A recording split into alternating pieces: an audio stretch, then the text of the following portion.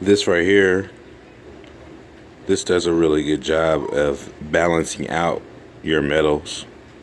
So what it doesn't really balance it out. It pulls metals out. So what I did is I induced a lot of precious metals, coppers and silvers.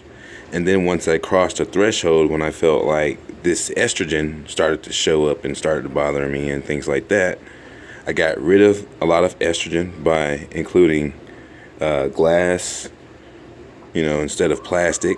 I put and store a lot of my food in glass now. And then after I got my soaps and everything straight and pull all the soap, estrogen, chemicals, and the phthalates and all of these things, I pulled all that out of my soaps. And then I balance out the metal with this. And the dietary lady that was there, she was like, the hospice that works there in Sprouts was telling me all about this, and it does very well with pulling out metals. So as a result of putting in a lot of silver and copper, I'm going to eliminate iron and stainless steel because I'm not putting that in my body anymore.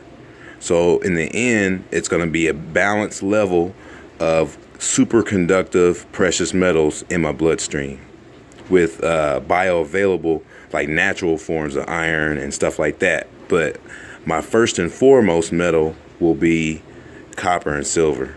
So there you have it. So if it starts to bother you, no, it's not the silver and the copper. It's all that estrogen and all that stuff they put in everything, and it makes the copper and the silver build up in your body in a way that iron does.